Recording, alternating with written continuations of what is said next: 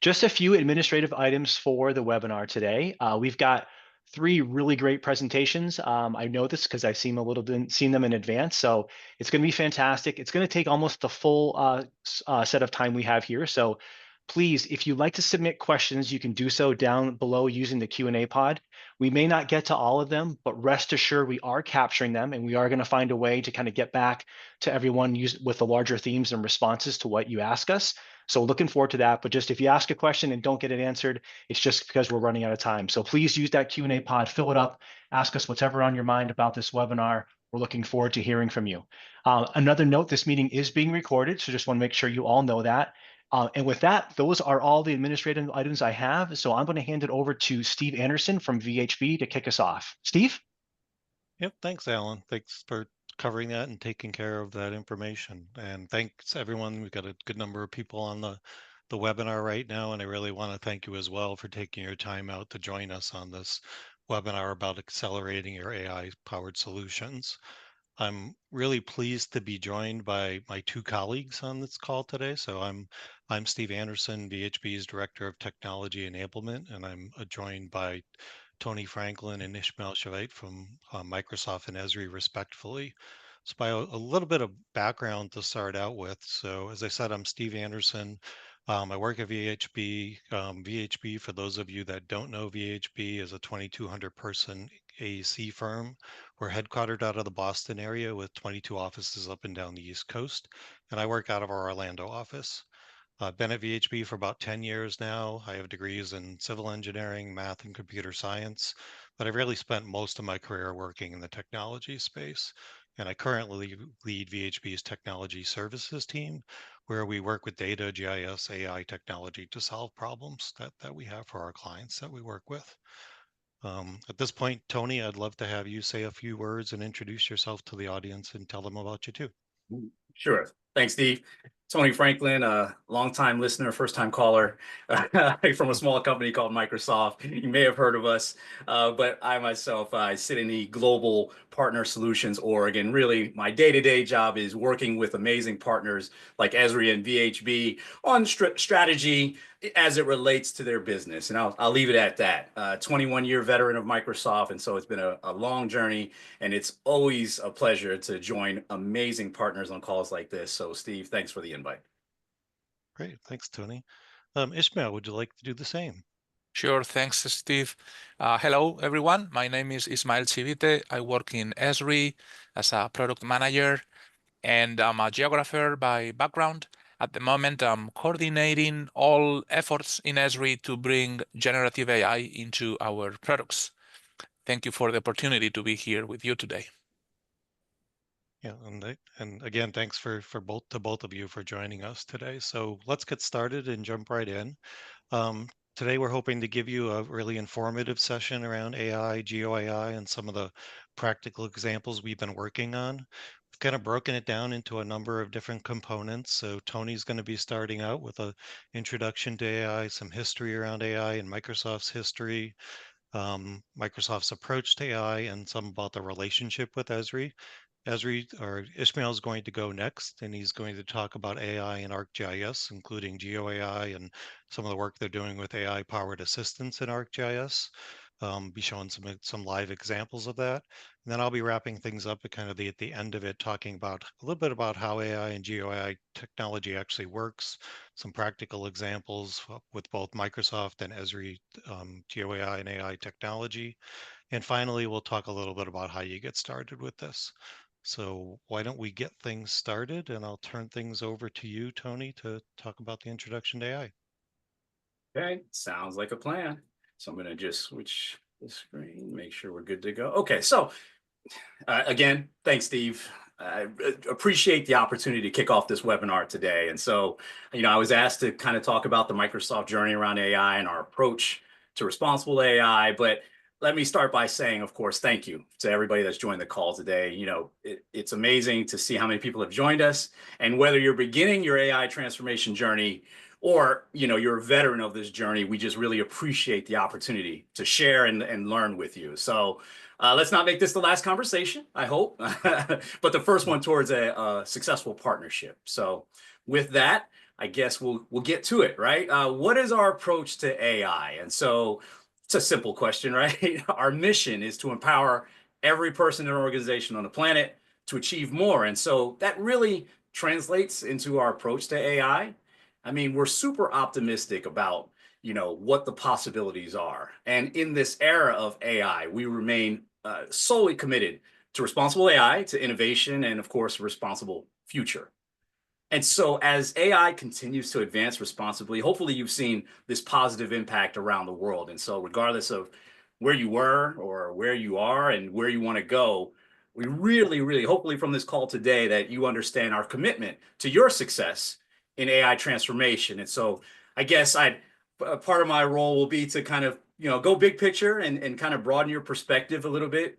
But before we just dive straight into our approach to responsible AI, I hope that people are agreeing with some of the things that you're seeing on the screen here, right? So regardless of the industry that you're in and whatever agency you represent, everyone is really, looking for technology to kind of help overcome some of the many challenges that we know that you face every single day. And that could be, again, infrastructure, operations, customer experiences, or something simple like productivity, right? Or something not so simple, such as leveraging massive amounts of data combined with AI. I mean, we've got some really great things to share around all these topics and all of these challenges.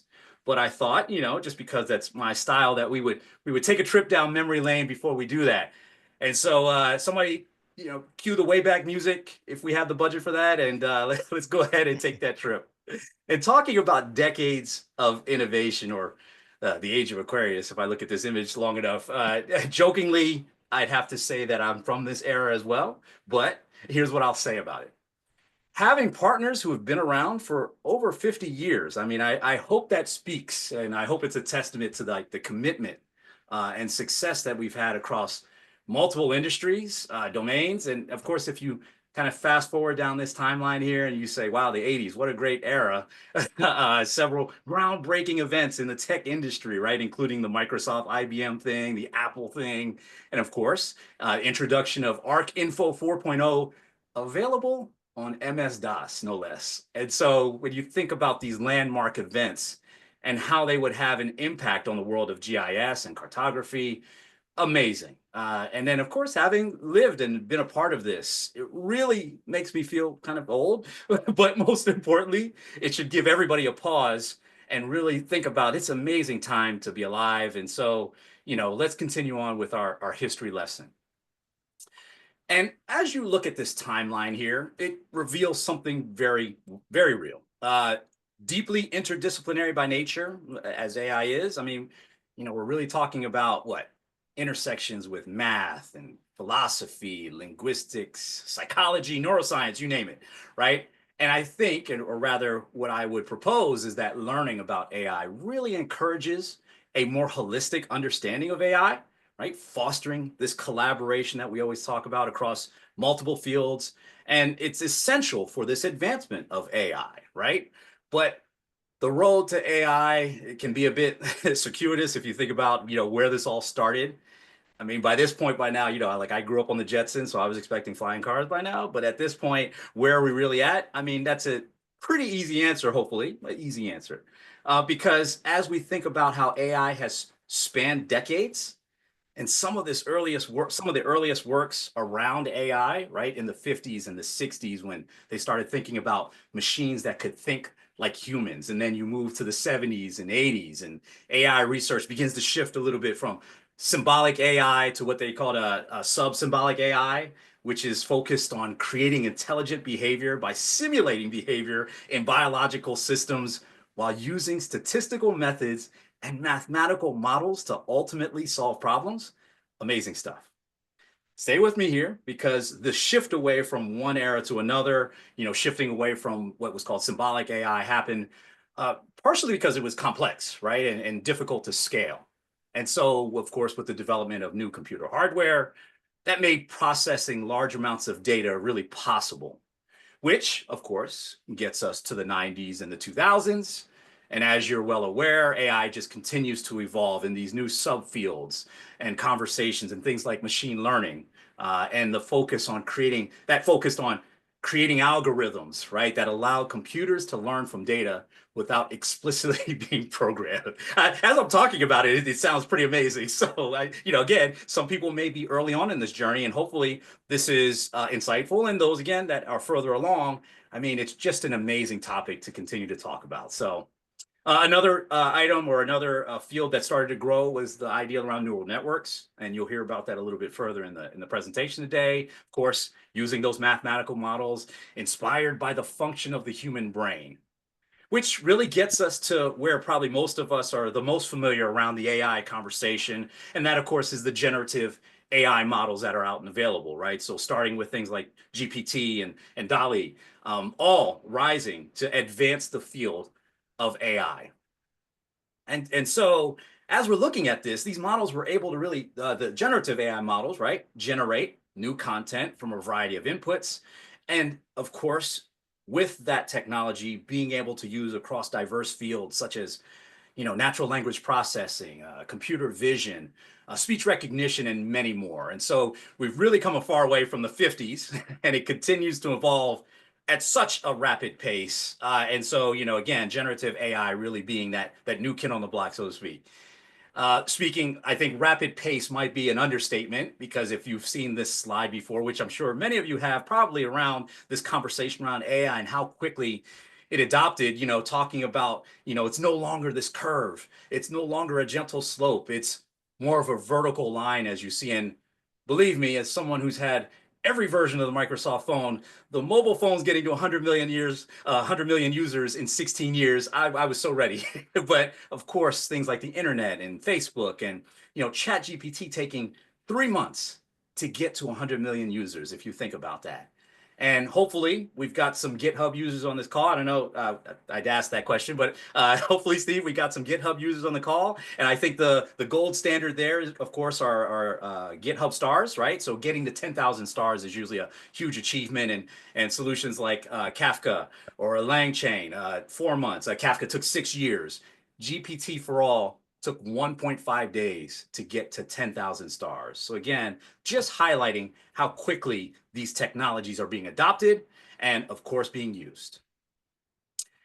Speaking of generative AI, we all know what everybody did as soon as ChatGPT launched, right? You probably went out there and typed all types of questions, or prompts as they're called, right? I saw one the other day as I was just, noodling around on this. It was like, what would be the cost to build Scrooge McDuck's mansion in 2024? It's like, as an example. But more seriously, right? Gen AI, or generative AI, it can produce various types of contexts, as people are probably aware, in text, imagery, audio, synthetic data, and it's all based upon these prompts.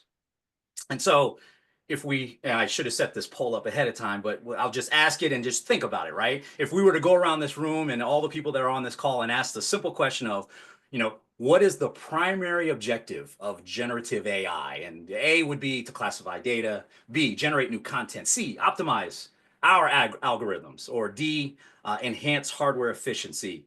And for the ones that want the easy road, E would be all the above. I mean, think about it and consider this, that not to get philosophical on everybody, right? But Occam's razor would say the simplest answer is probably the right one. And of course, the goal for generative AI is to generate content. And that, again, I'm oversimplifying it, but hopefully you understand that that's my purpose here. I'm not trying to complicate this conversation. And it can do this based on really what it's learned from existing content, right? So the process of learning from this content is called training. Again, you're going to hear about all these in the presentations today, and it results in an output when given a prompt. And so a prompt is just a short piece of text that's given to a large language model as input. And of course, it can be used to control the output of that model in a variety of ways. And so the salient point of this particular slide is this, right? Prompt design, which is the process of creating the prompt that will generate the desired output from a large language model. As previously mentioned, Gen AI really depends on a lot of training data that you fed into it. And so, this is the part of the conversation I probably look to the left and right if we were all together, Steve and Ishmael. I say, you wouldn't happen to know any partners that might have expertise in helping customers, develop and design these Gen AI based solutions based on prompts specific to their needs. I'm just throwing it out there, right? So, and then of course, using what we have here in front of us in a real world example, the prompts that you see here on the screen, right? The project name, and then over to the right hand side, I'm having trouble finding the latest ORD workspace from Michigan, right? ORD workspaces, right? Open Rose Designer, Bentley civil design product, 46 states use it, right, to design and maintain infrastructure. At the and they maintain this software at the DOT. And so AECs that contract them use it daily. Okay. Each state has these ORD workspaces. And so it's like an extensive library of state-specific design specs, codes that they configure and customize into their ORD. And so AECs who work on a variety of states, frequently need to access these libraries, do this work correctly, and these workspaces get updated. So I can't find the latest state's ORD workspace. Common annoyance that people try to solve for. It just so happens that I heard that VHB, might have used Copilot Studio to build a Copilot assistant chatbot to sit on the ORD implementation, which, helps upskill engineers quickly. And then, of course, as an engineer might ask stuff like, how can I change the slope grade, or where can I find all the drainage options? That's how important prompts are to Gen AI. And so with that, we'll just continue our journey here. Again, our journey is pretty storied. And what do they say? The phrase, a journey of 1,000 miles begins with Clippy. I'm a fan. I think, in my personal opinion, let me take my Microsoft hat off for a second here. And in my opinion, Clippy should have been Cortana. Clippy should be Copilot, and Clippy for president. I don't know. Let's go all the way.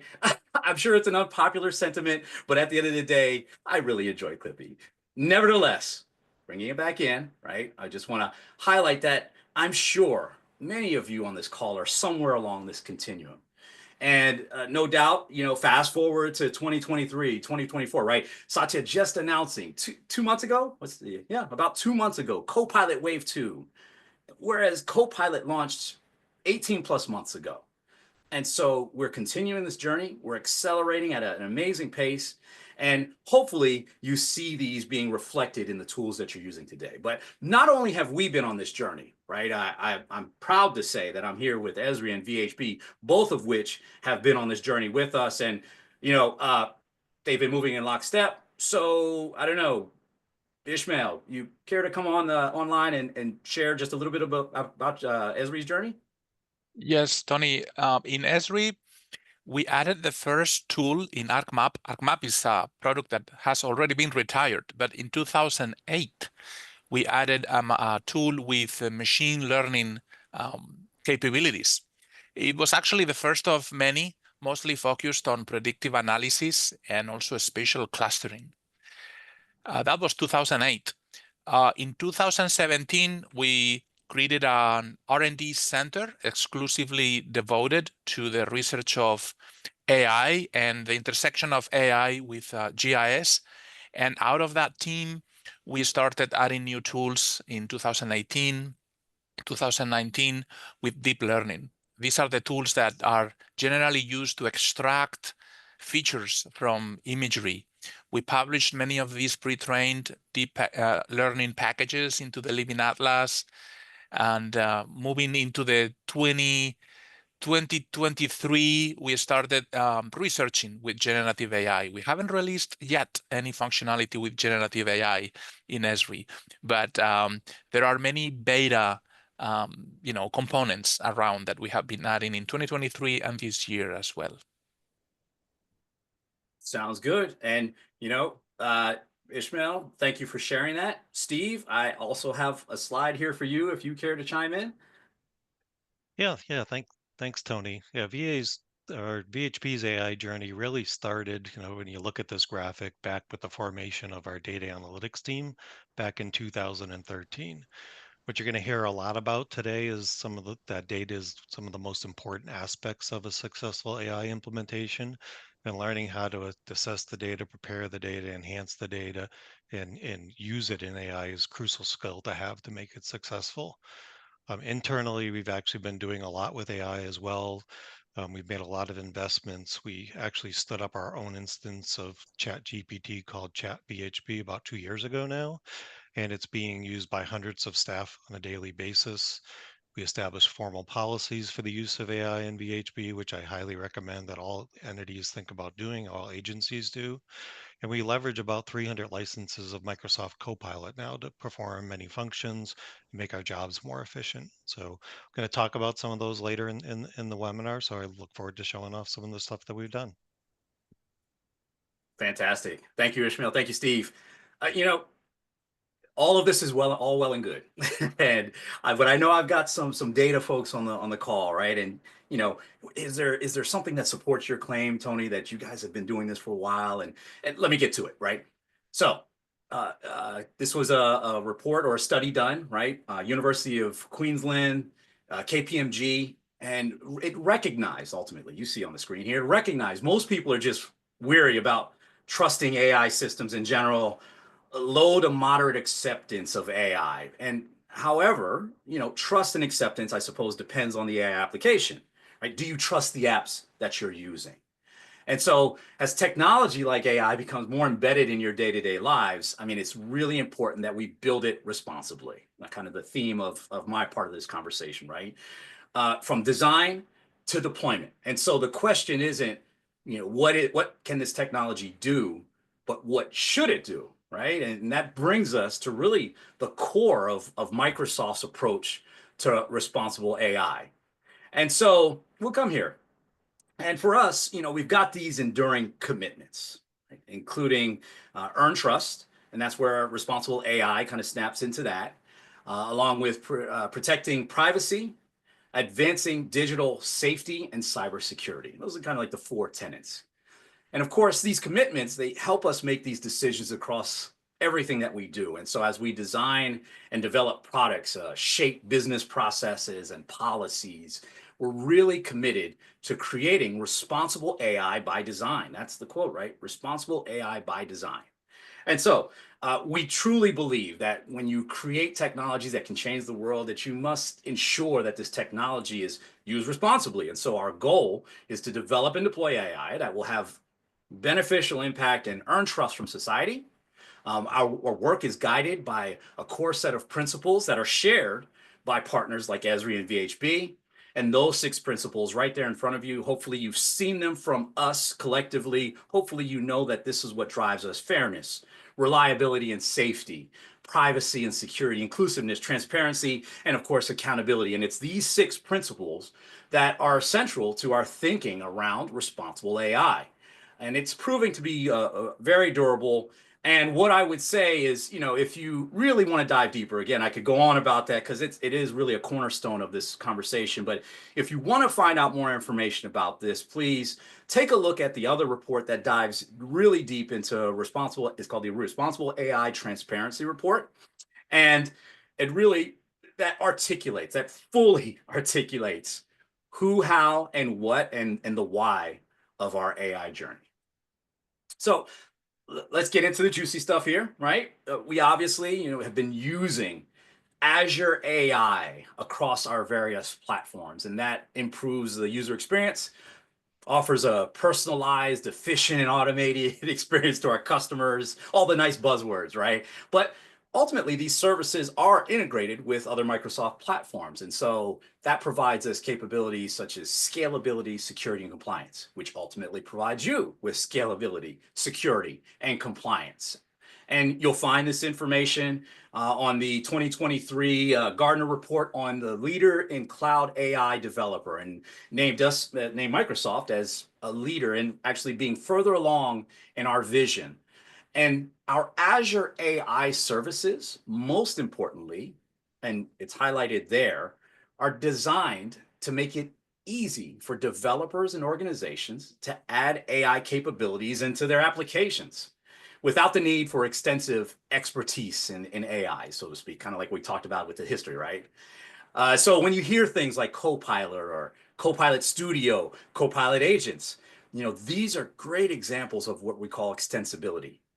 And those are all terms that you're going to become very familiar with, hopefully by the end of this presentation, from my friends at Esri and VHB, and an opportunity for us to further the conversation on the workshops that'll be offered at the end of this session. But let me finish my thought here, right? So you can see some of the services and models that are out there, things like Azure Machine Learning, Azure Cognitive Services, adding capabilities such as natural language understanding and computer vision.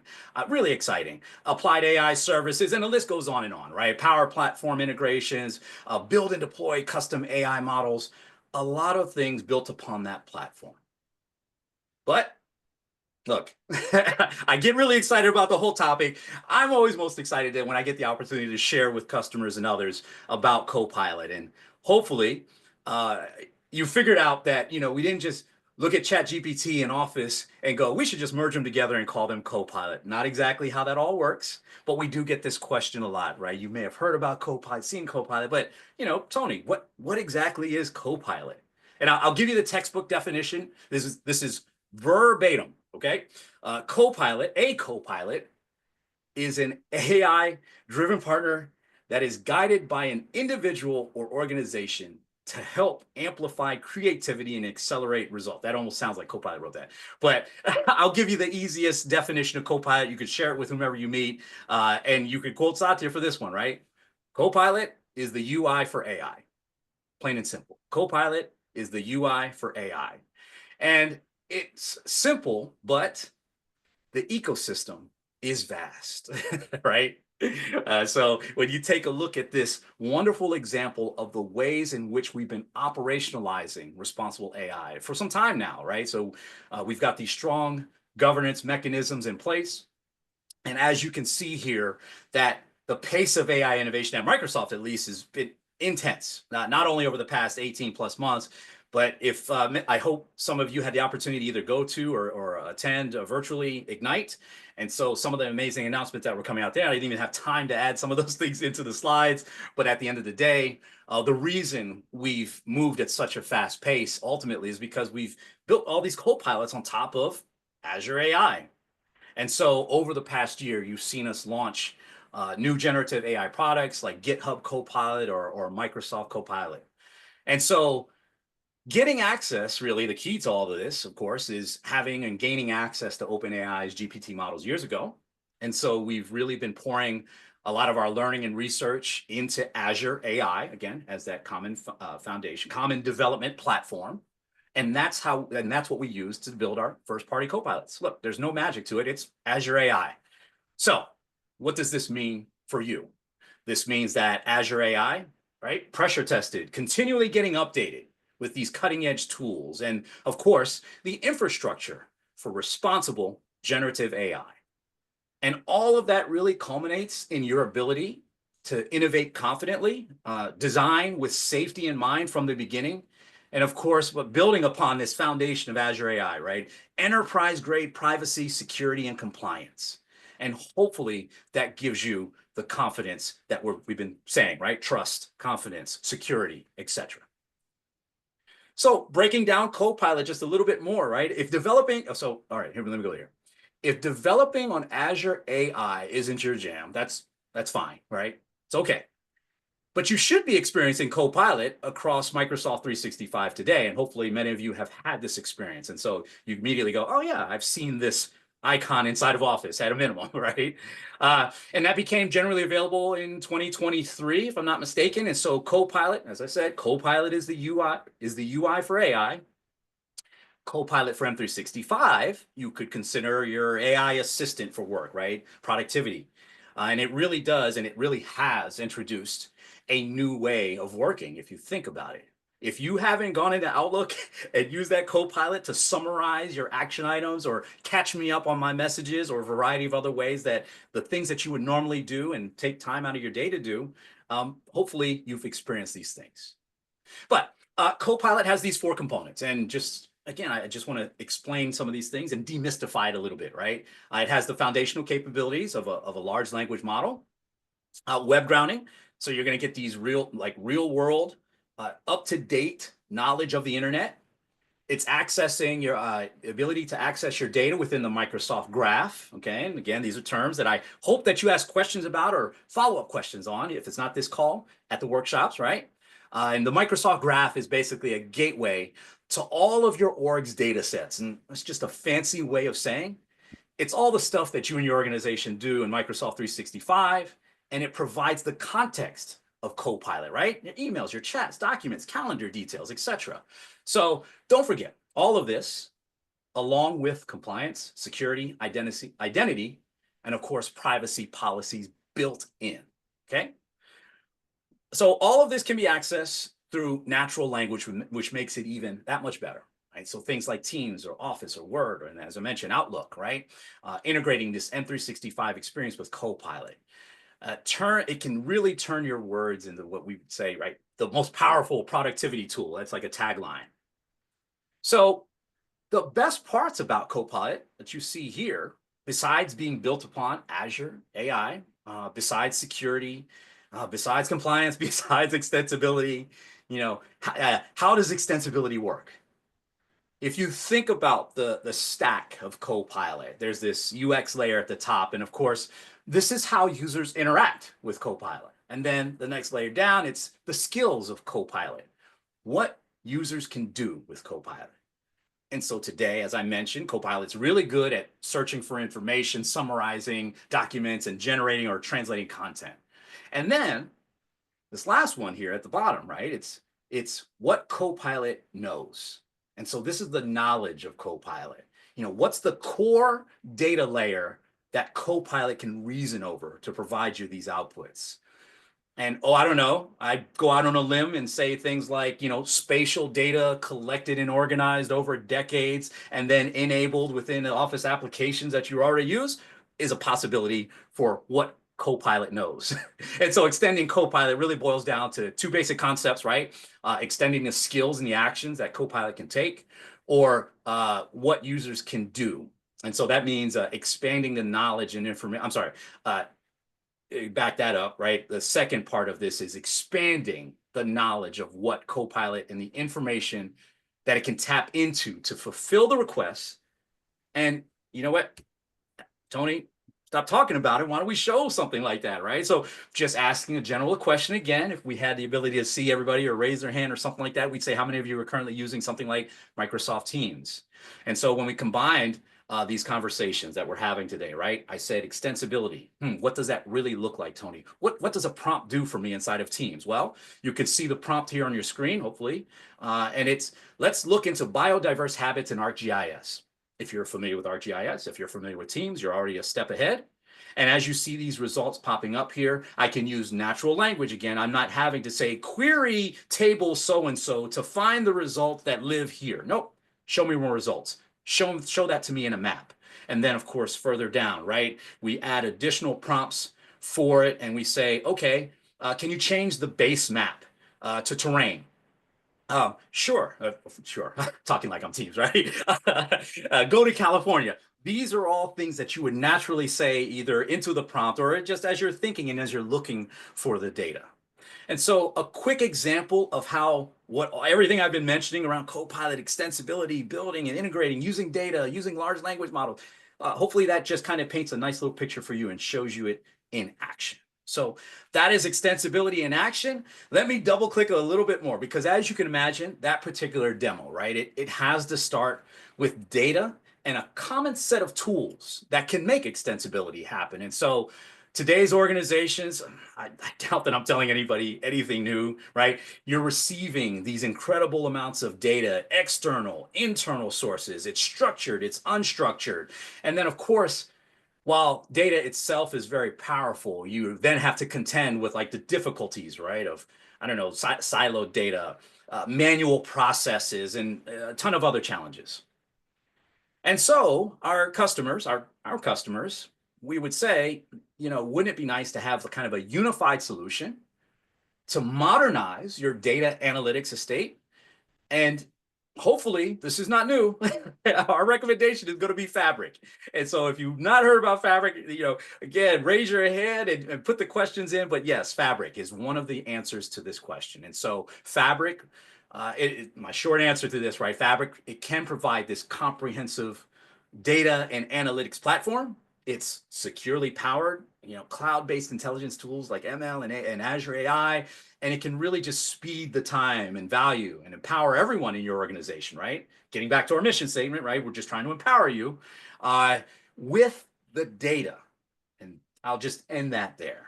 And so that's why I'm kind of happy to re-announce this. And I'm sure whether Ishmael or Steve, one of you reminds our listeners or our attendees here, right? Re-announcing Esri's first party integration with Microsoft Fabric. Now say that again. You see it out there to the right-hand side? Yes, Esri's first party integration to Fabric. And that's going to really, I'd like to think at least, accelerate insights, reveal unexplored patterns and trends, and connecting through the integration of spatial analytics from Esri's ArcGIS software built into Fabric. This means, frankly, that Esri is what I would say built in and not bolted on. So if you're using Fabric, you can expect to have these additional Esri experiences. And so this is just another example, right, of a long-standing commitment from the partnership that's here today, represented by VHB and Esri, with our customers in mind. And this integration really means empowering individuals and teams, giving them the right access to the right data whenever they really need it. And this means using technology, frankly, to help you work smarter and not harder. All right, I'm coming to the end of my part here, and I'm not going to show a bunch more technical slides. Listen, I can summarize this particular view very, very quickly. One, I'm proud to be on this call with VHB and Esri today, and I'll say this. With that integration, with our commitment to each other in the partnership and to you as customers, looking at this saying Esri products are going to be available in Azure. And some of those can be SaaS offers when you're connecting to like a hosted solution, right? Managed by Esri. And others you can deploy via Azure Marketplace into your GIS environment in Azure if you're using Azure, right? And all of this can be expanded by a wide range of services available from us and industry partners that are familiar with how to execute, like VHB. And so allowing your organizations to solve challenges, kind of going back to the different challenges that I popped up there, I hope that you're seeing the possibilities, right? That, oh, this can be a reality. So in closing, Microsoft, hopefully I'm making the case, and hopefully you've read, right? Microsoft, a proven leader in the enterprise AI transformation space, full technology stack, portfolio designed to help organizations power your AI transformation journey with things like Copilot, and you'll hear this more and more, hopefully, right? Copilot, you have AI assistants that work within Office. It's extensible, it's customizable, it's integrated into the familiar Office apps that you're already using every single day, and it understands the context of your work with signals from the Microsoft Graph. And again, you can read about all of these and learn more about these through our partnership and, of course, the upcoming workshops. Keeping going down this list, right? Copilot also represents a new pattern that can deliver the transformational AI that I keep mentioning, the Copilot stack, or bringing together everything to build your own transformational AI experiences or to work with partners for your transformational experiences. GitHub, Visual Studio, Power Platform, Copilot Studio, the world's most loved developer tools. I'm not going to toot our own horn here, but again, by developers adopting the ways in which they can create and build on our platform is evidence enough. And then, of course, continuing to reinvest and make those tools more powerful, easier to use on any platform in any language. Satya just recently announced, this used to say 1,600 AI models available in Azure. Now it's 1,800 AI, and that was what, 2 weeks ago, 3 weeks ago, I don't remember. But again, it's like at Ignite, he announced 1,800 AI models available in Azure AI, and a comprehensive benchmarking tools kind of to pick the right model and the models for your jobs. And of course, we can accelerate this impact with a unified data estate. That's Fabric. That's integrated with end-to-end AI toolchain tools that Microsoft offers. All of this supported by our commitment to continue to develop enterprise-grade security and compliance so that you can innovate on trust. And that's where, being an industry leader in trustworthy AI really begins to show. Our approach to responsible AI, years of research supported by integrated RAI tooling. And again, I'm using these buzzwords here. I hope that you check my math here and look up some of the things that I'm mentioning that are well documented. And we continue to invest in AI privacy, safety, security at every layer of the stack. So these are some of the reasons, hopefully, that I've proven that 85% of global Fortune 500 companies continue to use or build and leverage Microsoft AI. I'll end it on the slide that I kind of began with, the promise of AI. I mentioned that I wanted to kind of go big picture and broaden your perspective on this conversation and how all of this comes together, and really to address the challenges that all of you face every single day. We're here with you, for you, and looking forward to building alongside you with partners like Esri and VHB. So I hope I have the wheels turning, Steve, Ishmael, folks on the call. I'm looking forward to maybe answering some questions or again, the follow-up conversation. Like I said, this shouldn't be the first conversation. This ultimately should be the beginning. I'm sorry, this shouldn't be the last conversation. This should be the first conversation in your journey to AI transformation. Ishmael, are you there? Yes. Okay. Well, let's switch gears. In my section, I'm going to talk about how you can use artificial intelligence in ArcGIS. I will be providing very concrete examples so you can see how to apply this technology in your everyday workflows with GIS. So for context, as you may already know, Esri's focus is on building GIS software to help you solve geospatial problems. Over the past 5 decades, we have been evolving the concept of GIS, leveraging general advancements in technology, moving GIS from workstations to personal computers to mobile phones, but also leveraging networking advancements, the internet, etc. AI is just another technology trend that we want to leverage to improve GIS. In fact, with artificial intelligence, we can do so many things to make sure you can do more with ArcGIS, and we can also simplify the user experience of GIS as well. As you can see in this diagram, in Esri, we are leveraging all sorts of artificial intelligence, from simple machine learning algorithms to deep learning, generative AI, computer vision, etc. You will see some examples. Generally speaking, when I try to describe how in Esri we are bringing AI into our products, I kind of create these two separate logical buckets. One is Geo AI, which is really about advancing the science of GIS with AI models, tools, and techniques to automate data extraction and also to perform better analysis on geographic data. And then we have AI assistants, different initiative, where we most prominently use generative AI to improve the user experience of GIS products. So GeoAI, as I said, is really a branch of artificial intelligence that deals with teaching computers how to understand geographic data and how to solve geospatial problems. There are a number of things that people do with GeoAI tools in ArcGIS, specifically extracting data and also analyzing data. I'll give you a brief example next, just so you can see how this feels within ArcGIS, specifically ArcGIS Pro, which you are looking at here. So if I open the tools in ArcGIS, you can see that we have thousands of different tools to do different GIS operations and functions. Among them, there are tool sets such as the GeoAI tools, which leverage artificial intelligence. And we will talk about this.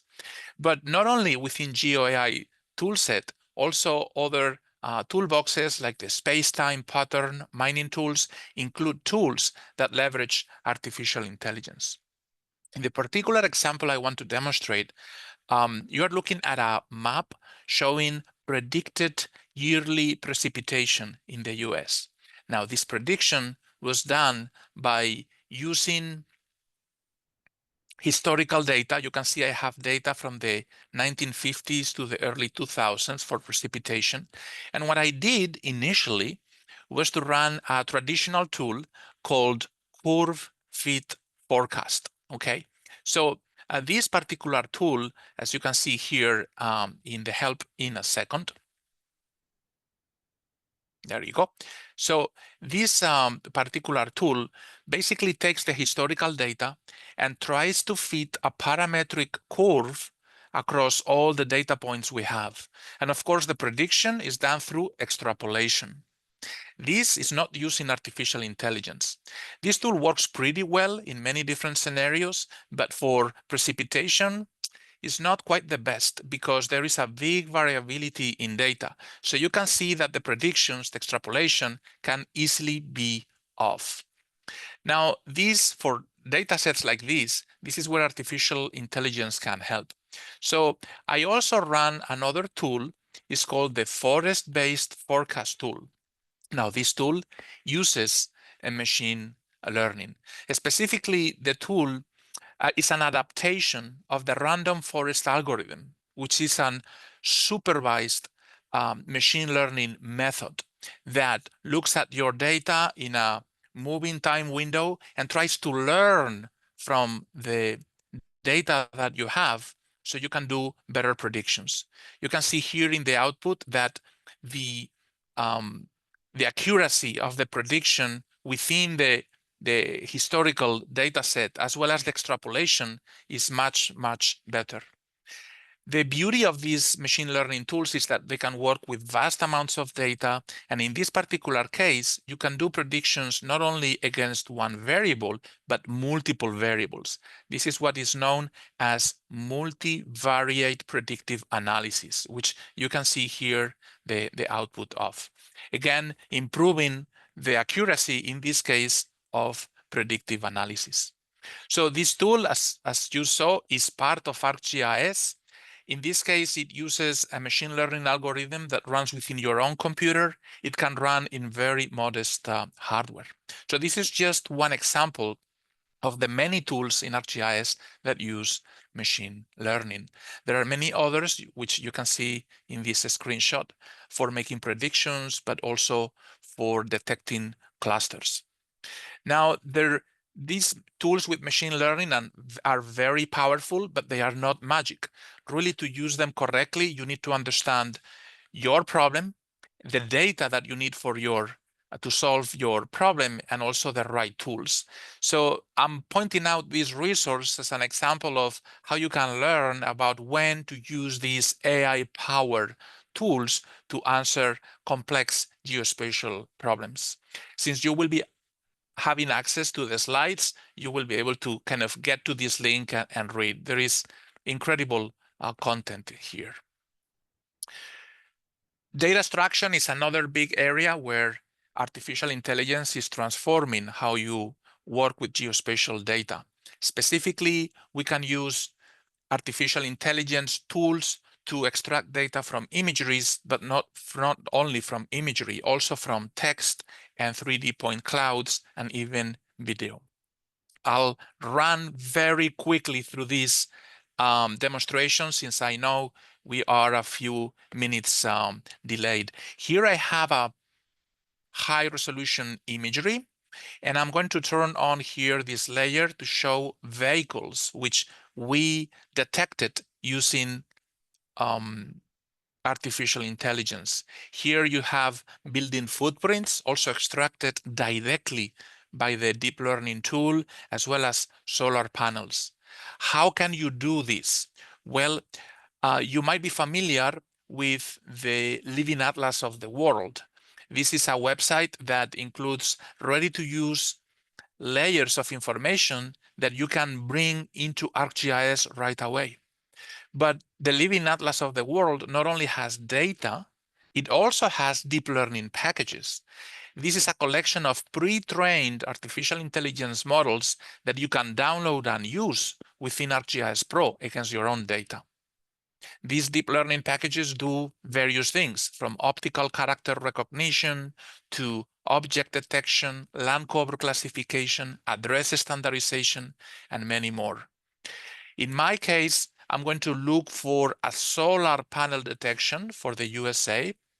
This model, like every other deep learning package, is described so you can understand what it's supposed to do, what are the licensing requirements, the inputs that are appropriate for use with this model, as well as the expected outputs, the model architecture, and more. They are fully documented so you understand truly what is going to happen when you run these models. As I said, you can download these deep learning packages locally into your computer, and then within ArcGIS Pro, you can run them. Within the image analysis tools, in this case, we have various tools that allow us to classify objects using deep learning, detect objects using deep learning. These are the type of tools that you will really use to run this type of analysis. As you can see here, you can specify the model definition that you downloaded from the internet, from the Living Atlas, as well as the input raster and various parameters to ultimately get back these polygons representing the objects that you are detecting. For each object, you are going to get a confidence level. Now, these tools for running inference on your computer require ideally a GPU. This is where you need a beefy machine. They are computationally intensive to run these processes effectively. It could be your own machine with a GPU locally, or it could be a machine hosted by Microsoft Azure as well. Just like we have tools to run the inference process, there are also tools to train. So you can train your own models, as you can see here, train deep learning model tools, so you can create models that find objects that were not listed in the initial list that we provided from Esri. Okay, here's some examples, finding swimming pools to maybe update the tax assessment of properties, or maybe detecting burned areas so you can create an inventory of all properties affected by a recent fire. I'm going to switch very quickly, and I will close with this, into the AI assistance section of the presentation. AI assistants, unlike GeoAI tools, which I demonstrated, are under construction. So everything I'm going to describe here as far as AI assistants is still in beta. The purpose of AI assistants is to leverage generative AI to make GIS easier to use for people like you that create maps and geographic analysis on an everyday basis, but also for your users of your own information products. We have a number of assistants in the works. I'm going to play a quick video very quickly so you can see what these assistants look like. And specifically, you're going to look at the Smart Mapping Assistant. All right, I'm going to show the first ever integration of the Smart Mapping Assistant in Map Viewer. So I've opened up this app, or this map, which contains a layer of different housing and population variables in Pittsburgh aggregated to hexagons. And I've opened up my Smart Mapping panel, and this UI should feel very familiar because it allows me to style my data based off of any attribute that's available to me. And once I select a field, I get a default style, but then I can also explore my data with various different styles. What's new is this ability to generate a style.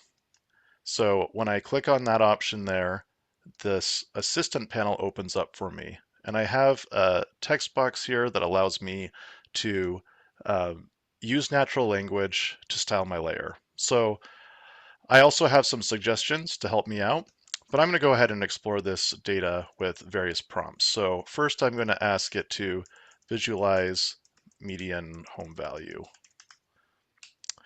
And when I hit enter, it's going to submit that request to the assistant, and then it will discover my intent with fields and style and generate a style for me. And it came back with the expected style. So in this case, it selected counts and amounts color, and it selected this median home value field. Now it places it in this card, so I have the ability to customize by clicking it. So this design actually highly encourages people to get inside the panel and make needed tweaks that they may have. You can, move the sliders, change the theme, do whatever you want within that panel. Well, let's try something else. So I'm going to say show total population using size. So in the first case, I didn't actually indicate a style per se. I just indicated a field value. And what happened was the assistant used the default style that we would use in smart mapping for numbers. In this case, I indicated a field, total population, and the style size. And I got what I wanted here, total population by size. Okay, I'm going to stop here the video in the interest of time. Just a few points I want to make. This is an example of an AI assistant that is specifically designed to help the person creating maps. It's embedded within the map viewer to help you style your own layers. As you noted, it really uses a natural language experience to do the usual things that you normally do. So it's really not an assistant that is going to magically create your maps. It's simply there to assist you in the process of creating maps. Our intent is to lower the barrier for people to create maps and also to boost the productivity of all of you creating maps. Just one example, there are many others. Next Thursday, we're going to have the beta release of the first ever ArcGIS Pro AI assistant. You can see in this screenshot a panel showing what the assistant looks like. Again, natural language experience within ArcGIS Pro, so you can do various things. You can explore the documentation of ArcGIS Pro right within the application. You can also use the assistant to create SQL queries, like query layers, open cipher graphs, and soon we will be adding more actions and even support for workflows. So we are really excited about modernizing, advancing the user experience of our products through these natural language experiences. I also want to highlight one more example of an AI assistant. In this case, the assistant is not designed to help you create maps or analysis. It's really help you to create a new breed of GIS applications that allow people to explore GIS information through an entirely new user experience. This particular example was created by one of our beta testers, the city of Washington, D.C., and they essentially created a geospatially intelligent chatbot. It's almost like a copilot experience, if you like, on top of their GIS layers. So citizens can go and simply ask questions in plain English to the system. The beauty of this system is that it's not relying really on the knowledge of the large language model. It's really pulling all the responses from your GIS layers using GIS tools.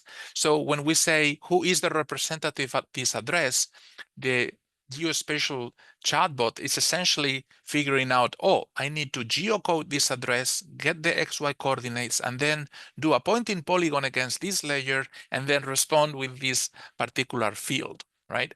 Here is a more complicated or more sophisticated analysis where we say what schools are closest to a particular address. This involves a geocode, a pointing polygon, but also a drive time polygon to figure which schools are farther away, which ones are more nearby.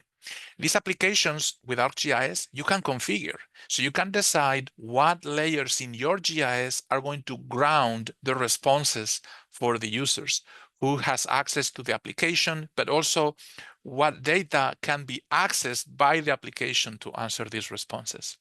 So we feel this is a very exciting space where we can make GIS information products much more approachable for people, so people can use natural language to really interrogate GIS. So I want to just close highlighting a couple of documents that we published in trust.arcgis.com.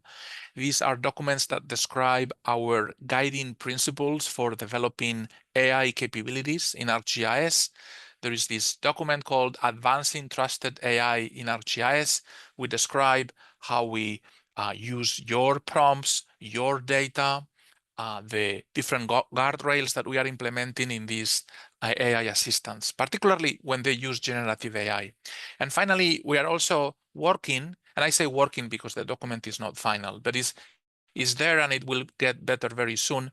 We are documenting every AI assistant with transparency cards. And that's exactly the document that you will want to look at when you want to learn the details of every AI assistant implementation. So since you're going to have access to the slides, you will be able to come through the PDF and click on the link so you can have access to these documents right away. So now I'm going to turn it over very quickly to Steve, as we are again running out of time.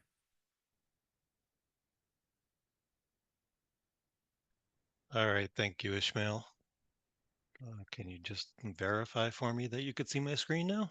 Yeah. Yes. Good looking. Great. Thanks. So hopefully after hearing Tony talk about what Microsoft has to offer and seeing some of Ishmael's examples in particular, I'm hoping as you've gone through that you're starting to ask a couple questions of this.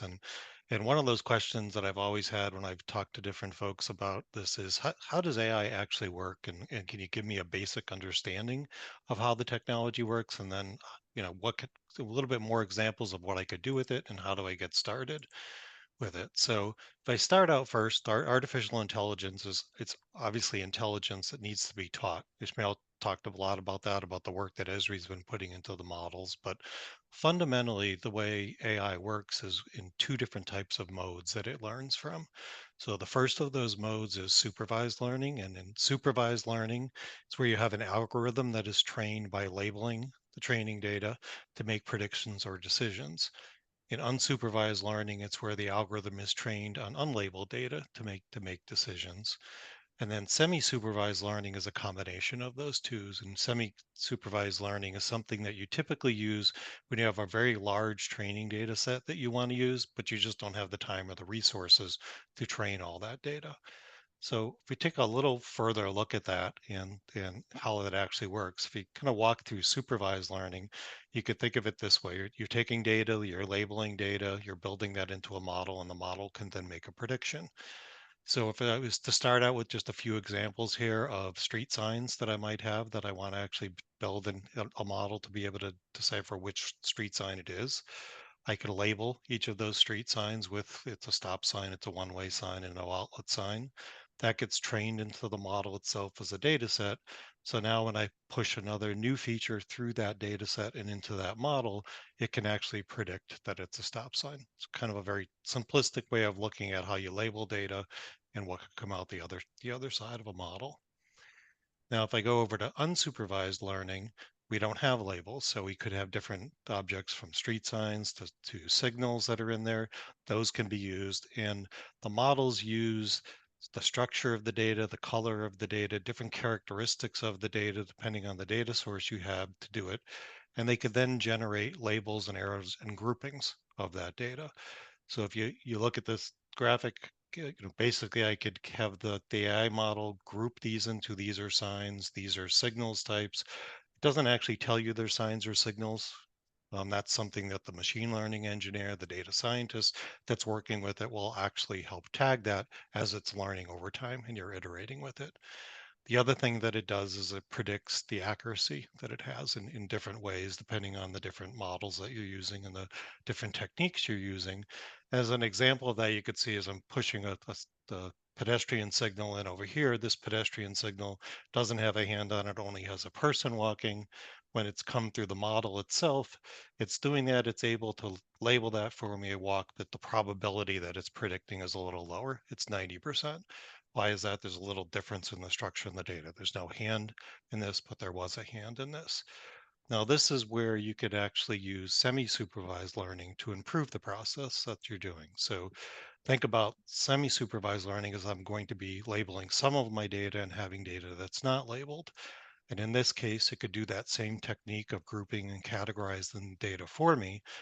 But in this case, I actually labeled the pedestrian signal on this side as a walk signal. So when it comes through, it actually has a little higher probability that it's predicting. That's because it knows that the label's there, that increases that for me.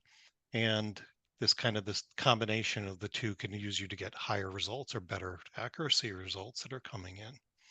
Now, this could get very complicated as we move forward into deep learning and the way to look at deep learning. But the way I like to think about deep learning and explain this to people is everybody that's on the call today looking at the screen here can see that the number that I have on the screen here is the number 7. We know that we've been taught that through the years that that is a number 7. If I show a couple other examples of the number 7, you could see, our mind can look at those and interpret those that they're getting fuzzier, but we could still see that they're a number 7. How does the human brain do that? It looks at patterns, structures, relationships that are in that data to be able to say that the number 7 is made up of a horizontal life and another slash that goes down basically at maybe a 30-degree angle off of vertical. And you could see those same patterns in that. So I could determine that that's the same number. Well, how does that actually work when you extend that into teaching artificial intelligence to do that? So if I use that same example of taking a sign, I could have a yield sign. I could take that sign and I could break it down into all the different components. So this is my training data set. I might have 640 by 480, 280 by 280, different ways of actually looking at the data. And it breaks down each of the pixels that are in this data or the um, different objects that are in there, and it pieces them together by the patterns, the relationships, what's around that data to come up and construct something that I can compare. So in this case, it might be able to piece out that there's an outer triangle, an inner triangle, text that's the word of yield that's inside of that. And if I combine all of those different pieces, it's able to say this is a yield sign. Do this over and over from a process with stop signs, one-way signs, and that, looking at different characteristics, different properties, and it could actually predict things for you. Now, it gets more complicated the way it does this with deep learning. It uses what's called an artificial neural network to do this, which is inspired by the human brain, dynamically adjusts to learn, and can detect very complex problems. So when you hear about a neural network, what it is it's a series of transformers that get created. So each of these transformers is really designed, engineered to look at the data and solve a different specific problem. And it gives a mathematical result out of each of those transformers. So if I take my example of the yield sign, I make it broken down into components. I push it through all of this neural network of all these transformers. Each one's designed to give a different score. So as I push this through to give it kind of a simplistic view, the first one might be able to look at determining that this object is the outer triangle, the inner triangle, the yield sign, red color. And as I add the scores up as I go through the neural network, I look to get the highest score that comes through that network, which will predict what's in my output layer or what I'm getting for an answer. So it's a way that I think helps people kind of understand it. Each of these transformers can get extremely complicated and take a lot of expertise to program and develop. But the concept of how you build those and build those into a network to mathematically solve a problem that a human brain can solve, this is generally how that works. Now, if I take those pieces, take those examples, some of what Tony and Ishmael were talking about, what's available to get started. And I like to look at this and say one of the good things is um, the good news is you're not starting from scratch from here. So Esri has, as Ishmael was showing in the Living Atlas, over 80 pre-trained models that they spent a lot of time building and training for your use.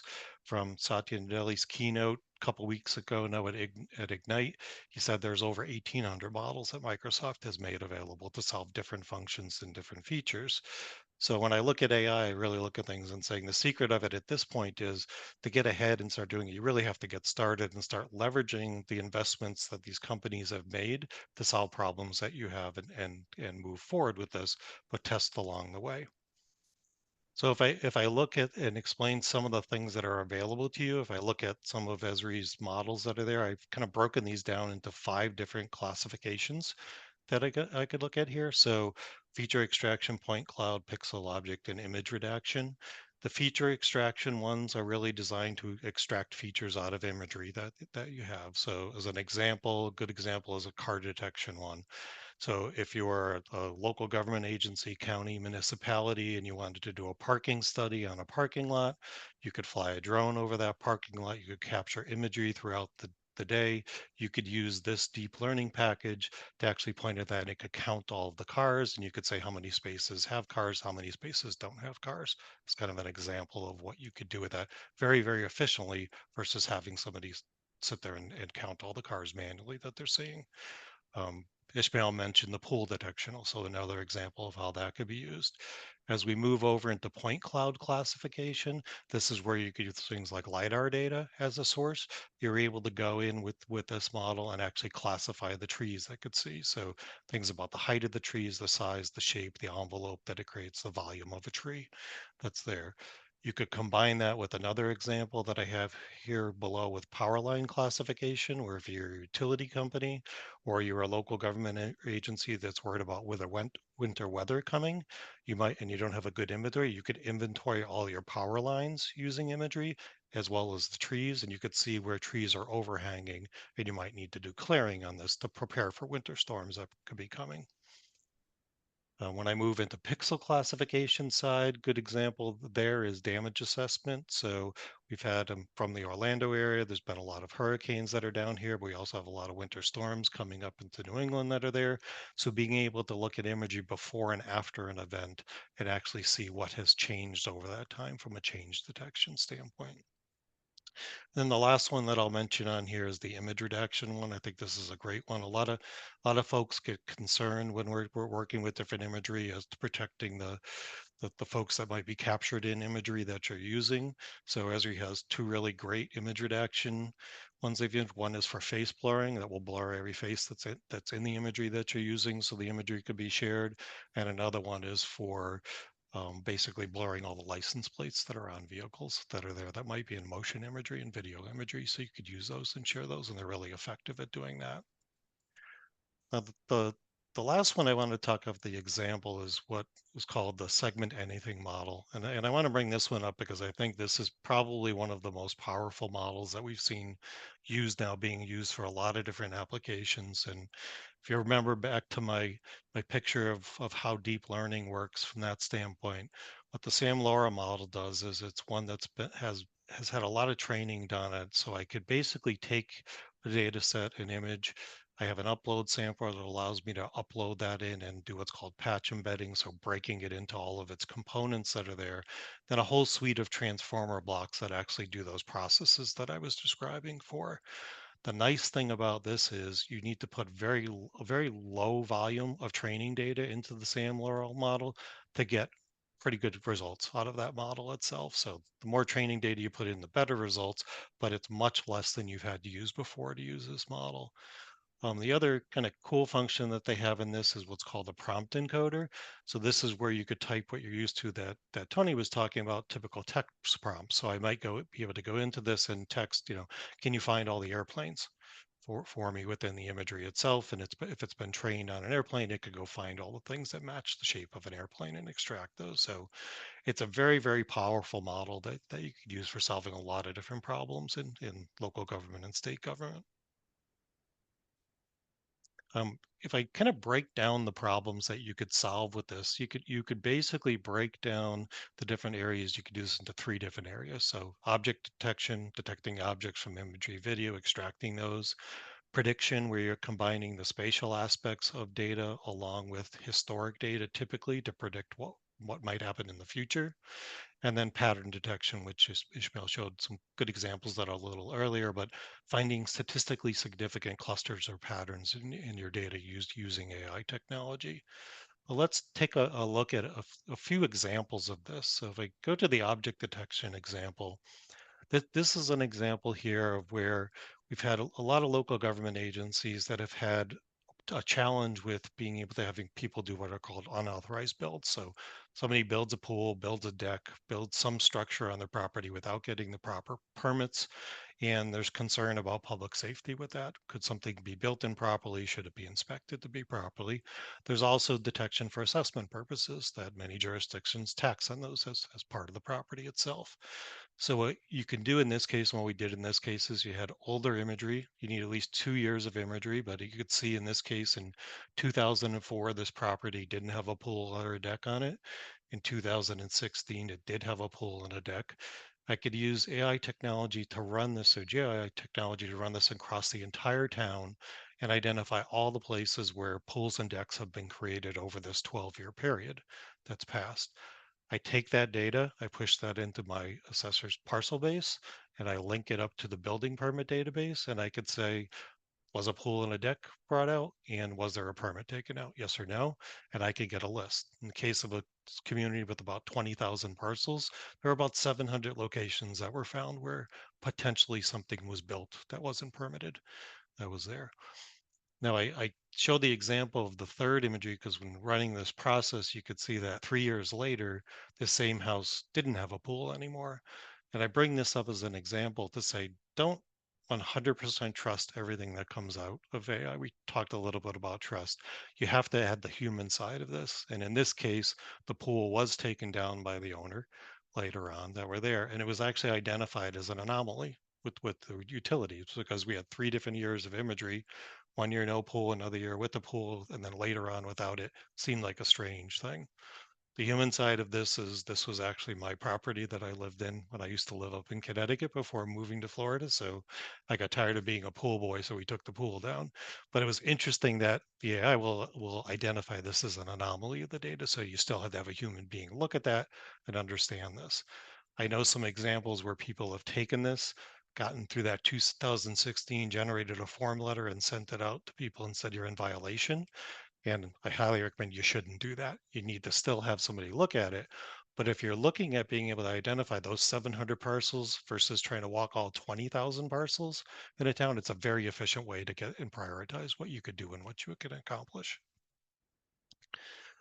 Another example of this is doing an ADA ramp inventory. So many municipalities, counties, states need to do this. In this case, this county had an older inventory it had done, which had about 17,000, 16,700 ADA ramps. Those ramp locations were used as a training data set to push through the imagery to pick up those characteristics of what makes up an ADA ramp. And then that was able to be run on newer imagery across the entire county to identify the other 17,000 ADA ramps that actually exist. Something that could be done very, very efficiently to do this. Overall, the process took about 12 days with refining models and getting that done as a comparison to going out in the field and doing something like this where it may take, 8, 9 months to go canvass the entire county and survey every ADA ramp that exists. As I move forward into prediction side of things, so prediction, this is an example of a wrong way driving system that we built. There's a lot of challenges with a lot of states and municipalities with wrong way driving. So in this case, we worked with the company that has edge computing built in where we've installed 3 video cameras, 2 LiDAR sensors at this. The video cameras first pick up a car vehicle that's coming up the road in the wrong direction. The LiDAR sensors are actually used to be able to characterize whether that's a vehicle or whether it might be something that's called a false positive. So if you had somebody coming up the road that might have been a deer or on a bicycle versus an actual vehicle that's coming up, that envelope could be created and extracted from the LiDAR data. But it's a really good example of where this whole process can happen using AI right on the edge. So in seconds, the process can be taken place. And if that driver continues up the road, then alerts could be sent out and sent to the state police to notify them that there's a wrong way driver that's entered the highway at this exit, and they could respond quicker and hopefully save lives from doing that. Another example of this is a near miss detection project we've been working on at a corridor in Osceola County, Florida. So in this county, that the entire corridor was outfitted with LiDAR and video sensors. And what it's looking to do is identify not where crashes actually take place between two vehicles or vehicle cars, but where they almost take places, which is what the definition of a near miss is. So you could see here that 2 cars are, one's coming on, it's close for there, it would be categorized that way.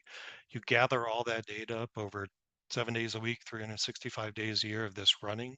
We're able to do micro mapping through the system to actually see where those locations of higher density of near misses are taking place. And then they're able to actually make countermeasures deployed that are not things where you have to make a big physical change and redesign the whole intersection, but changing things like the striping, the lighting, the timing of the signal lights and that on this, and then being able to test those. Are they actually having a positive response or not having a positive response on the corrections that are made there? From a pattern detection standpoint, this is a good example. Worked with a client that had about 2,000 parcels of land in New York City, and they were looking to prioritize which of those parcels had the highest potential for solar for yield. So they wanted to look at ground-based systems, rooftop-based systems, canopy-based systems. So we leveraged a number of the different tools that Esri has, leveraged a lot of external data from like NREL, past performance data, and GeoAI to do the spatial analysis on this. But basically, it was able to look at every single parcel, look at it in 3D, analyze those parcels to be able to say what is the potential output that could be put out on that parcel, ground-based, on a roof or on a canopy system. And across all of those parcels, it was able to predict that in a year you could generate about 1.6 gigawatts worth of renewable energy from this. The really nice thing about the system and the spatial aspect of it is they could now go in with the system and they could prioritize and see which ones could provide the highest yield that are there and pick which ones to start making improvements on that are there, and then test and keep refining these models as you go forward. The last example I'll talk about from this standpoint, this is a project that we worked on in downtown Orlando with where the Kia Center is in here. So there was a real challenge with safe flow pedestrians and vehicles, transit systems during major sporting events that were going on at the Kia Center. Kia Center is where the Orlando Magic play, which now that I'm an Orlando resident, I'm proud to say like we were actually pretty good this year too. So on that. But what was able to be done here is there were patterns that were able to be set up to look at the ingress and egress patterns of pedestrians in the sidewalks. So as it gets near game time of an event actually happening, the system could measure within the pedestrian flow, and when it reaches a certain flow in a walk, signal timings could be changed there to actually execute an ingress pattern that prioritizes the pedestrians getting into the stadium and reduces the times for the vehicles that are around that stadium. Now it's measured every 5 minutes. So as time goes on, as the event starts, once most of the people are in the stadium, the whole system could revert back to a previous pattern. And so people could move around, drive around the stadium okay. Now, as the event gets over, sometimes events get over early because it's a blowout. Sometimes at game time, sometimes they're overtime games. So you don't know exactly when they're getting it out. This will start measuring the pedestrian flow back out of the stadium itself and start reverting and initiating different patterns that, again, prioritize pedestrians getting out. So it's kind of using a combination of computer vision and AI technology to do that and control the whole network around the stadium. Want to talk also, Tony mentioned something with agents. I think agents to me are one of there's a lot of value for this with a lot of state and local government agencies right now. So agents, a lot of people refer to them agents, bots, assistants, there's different terms for that. But basically it's a piece of AI technology that you train to answer specific user questions. It could be used to accelerate using different software products, as Ishmael was inferring with the Esri products. Some of them are off the shelf, you could just use them, and some of them could be customized using things like Copilot Studio. There's basically three different types: a retrieval type of an agent itself. So pre-programmed, you give it a question, it gives you an answer to that question. Typically a low code, no code can't do it. There are task-based ones. So if I want to ask a question, and then depending on the answer to the question, the AI agent could execute a different task. So if a yes, do this, if no, do this, and that could actually execute those. And then they could be completely autonomous, where they're actually higher level programmed by developers to take on very complex, either a series of tasks and activities that'll go on with different inputs and different feeds that are there. Now, Microsoft has been releasing quite a few examples of Microsoft 365 agents. I think many people on the call have probably been in a meeting with a facilitator agent. That's one of the most common ones inside of the teams that are there. So that's a thing you could invite to the meeting. It could take real-time meeting notes. It could compile action items, draft a meeting summary and a chat summary, and it'll even respond to questions if somebody joins late. Was this topic discussed and what was discussed, and summarize that so the meetings could be made more efficient.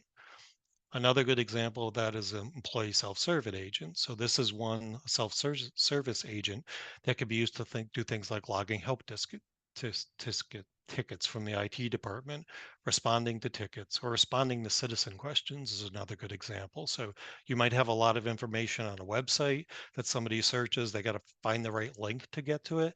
This is kind of a better way of giving the answer to the question based on the content and the tone of what the person was actually asking about in a question. And the last type of an agent I'll talk about is what we call our digital coworker agent. And I like to think about this as there's a lot of talk about aging workforces that exist right now and transferring that knowledge of more experienced people to junior people. You could think of a digital coworker as something that would be the thing I could go to, that I would go to maybe my supervisor or a more experienced person to ask a question and get an answer of sort of, how do I do something? Or it might be able to, answer a question of who do I go talk to get more information about this. Think about your intranet sites. When you think about this, a lot of folks have built intranet sites, but you search and you get a whole bunch of links, and how far do you have to go to find the right link to get you to the right information? This is a much better way to put things like this together and give answers to questions. And I figured one of the best ways to kind of talk about that was to show it for a second. So I'm going to show an example of what we put together as our FDOT informational assistant. So VHB does a lot of work across Florida, across all the different districts and regions in the state. The training data we use for this, there's 10 different websites that Florida DOTs that you could go to with all the content that's on those websites. There's 536 different videos that are there that you might have to watch the video to extract information on. And then 44 design manuals and standards. And each of those documents could be 200 to 1,500 pages in length. So you could imagine if you're going to try and find a specific piece of information, it could take a while. So by doing this and using Copilot Studio to focus its effort on doing this, I could come in and a user doesn't have to know a lot. They could say hello to the chatbot. It'll tell them what its capabilities are and show that. I could ask a question like, what district is Orlando in? And it'll tell me it's in Florida District, District 5. I could get more complicated with it and say, how do I take out a driveway permit for a residential project in District 5? And it'll find the right information from what it's been trained on, come back and tell me what the steps are. If I want to get information, the references are there. So it's like, let me go verify this. Let me go select one of these things and actually open the place where that information came out and go to that location so I could read the information that answers that question. Again, you could keep getting more and more complicated. So if I knew that there was something in the Florida design manual, but where do I find that for driveway design? I could put that in and ask it to tell me where to find that. Where do I find it for freeway design, limited access freeways? It's like, then I could get really specific. What's the lowest design speed allowable on a highway ramp? That are there, and it'll come back and tell me what it is. Well, I don't know if that's right. I want to verify that. So what I'm going to do is ask it, what page did you find this information? Or give me the link to find that information.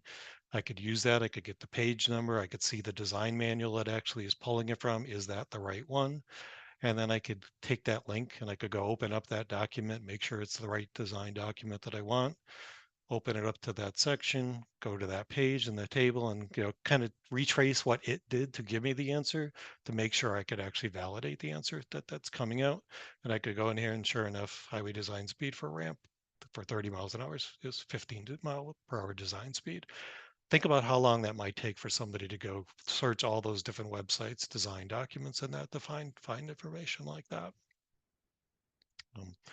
Another example of that, and I know we're running short on time, so I think I'm going to wrap things up in here. We did a similar one using Bentley's Copilot, which actually works inside of a software platform to actually help you use this to design that. But I'm going to skip over this for time's sake. It works very similar to that. And what I wanted to do is just wrap up a little bit of, hopefully if you've heard some interesting things and you're interested to get started. We like to think about things with the way we look at getting started with AI as a 4-step process. That process first is exploring and prioritizing. So attending things like webinars like this, understanding the models that are available from Esri and Microsoft, and doing what we call an envisioning workshop. Think about all the things you might be able to do. You're going to likely come up with a very long list of possibilities of what could be solved. But then from there, you really need to define a strategy and prioritize. Look for those early wins, quick wins that you could do to prioritize your use cases. From there, you could look at designing a solution and selecting which piece of technology you're going to use to get that to solve it with the right piece of technology. and have some measurable goals at the end. Define what success is with this, and don't release it too soon. We have seen a lot of things, and there's a lot with AI has gotten a bad name with hallucinations and things like that. I would argue most of the problems that have been caused by that have been caused by the wrong data or the wrong technology being used. So data readiness and the quality of your data is really important. We talked a lot about today about AI models relying on large data sets for training. Poor quality biased data is going to give you the wrong answer that's there. So you need to think about all of the things as you're assessing the data you want to use to train your models to make sure the data is consistent, it's complete, it meets the timeliness. I think everybody went on to ChatGPT when it first came out and asked it a question about something that happened last week and realized it couldn't answer that because it was only trained through a certain year. You need to know that with every AI problem. What's the time frame that I'm looking at? So it's a really important thing to take into account when you look into this. And Tony, I was going to ask maybe to pass this back to you for a minute as we kind of wrap up things here about our partnership. Sure, sure. I mean, yeah, you can definitely just post these quotes up here. And I would say it is a pleasure to work with partners like VHB and Esri, the technology that is decades in making, and of course, partners with domain experience like VHB, right? Well, we can build the ship. We may not be the ones steering it and or putting it in your dock, so to speak. So it is always a pleasure to be able to stand side by side with partners who understand your specific industry, your specific domain, the challenges that you face, and we're here to support them in every single way. So thank you for that opportunity. Right. Thanks, Tony. And in summary, I think there's a number of key points that we had here. We just wanted to make sure that people got from the session itself. I think we're going to share these out. So with the nature of time here, I'm going to skip over going through these. The last thing I just wanted to let folks know about is we are jointly planning a series of AI and GOI AI workshops starting in early 2025. They're going to be in person throughout the East Coast. We're going to be following up with a short survey. This QR code will take you to that survey if you want to jump to it. We're really looking for your input, what locations you'd like to see this done at, what you'd like to learn more about that we talked about today. Would you like to see some hands-on exercises of either AI or GeoAI technology so you could learn that way, or would you rather have it be lectures? But please just follow up on these and get back to us. And with that, I'm going to say apologize for being a couple minutes over here today, but thank you all very much for attending and sticking with us. Thanks, Steve. And thanks, Tony and Ismail. This was just a fantastic presentation. A lot of great information jam-packed into 90 plus minutes. But like Steve said, there's that QR code on the previous slide. You're going to be getting a follow-up email with a chance to answer that survey. And also, please just reach out to us with what you liked, don't like, and anything else we can help. As Tony mentioned earlier, this is just the first step along a long and prosperous AI journey. So thank you all for attending. We appreciate it. And looking forward to coming to a workshop near you. Thanks. Thank you.